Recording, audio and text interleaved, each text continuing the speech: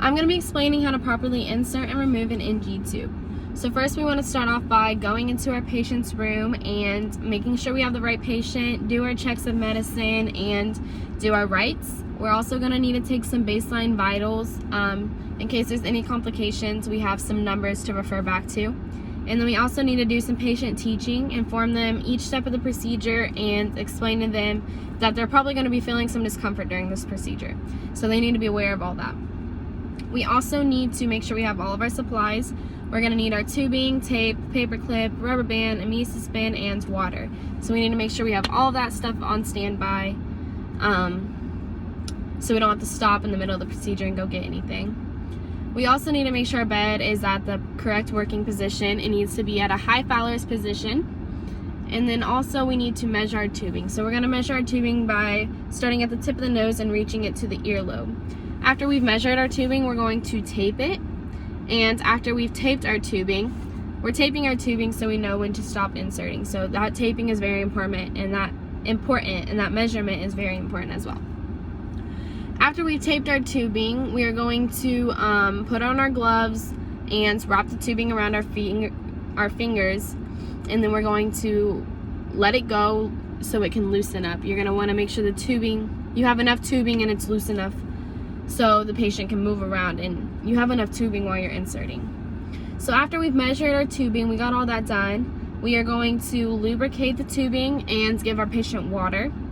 We're going to want to inform our patient that they might feel some discomfort, and if there's any choking or gagging, we need to stop inserting. So we are going to have our patient bend their neck, and we are going to insert laterally to the earlobe.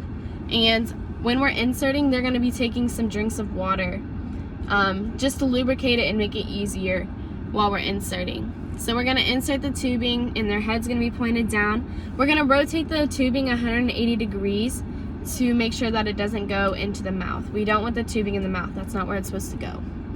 We are then going to have the patient continue taking sips of water, and we're just going to keep inserting that tubing about 5 centimeters more with every time they swallow that water.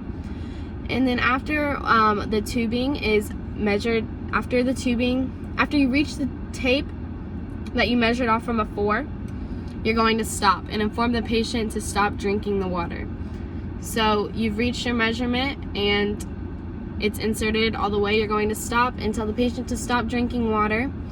You are then going to connect the drainage tube and tape the tubing. And then we're going to want to just make sure our patient's okay and that they're stable, they're in a comfortable position. We're going to want to dispose of our gloves, all the supplies that we used, and we are going to want to make sure that the bed is at that position of Fowler's. So that's how we insert the tubing, and now we need to go into our patient's room and teach them about how we are going to remove it. We need to explain to them, do all of our checks, do our hand hygiene, all that good stuff that you do before beginning a procedure. So we're going to need to make sure that we have our correct supplies for removal. We're going to need something to throw all of our trash in. We're going to need gloves. We're going to need our tape, our tubing, our water. We're going to need all that stuff again. And we are going to disconnect it from the drainage and let all that drainage come out. Most of the time you'll measure the drainage and document it and all that good stuff. We're going to take a syringe and pull back 10 milliliters and insert that 10 milliliters of air. And then we are going to want to get some clean gloves, and we're going to hold gauze to the patient's nose while removing the tubing.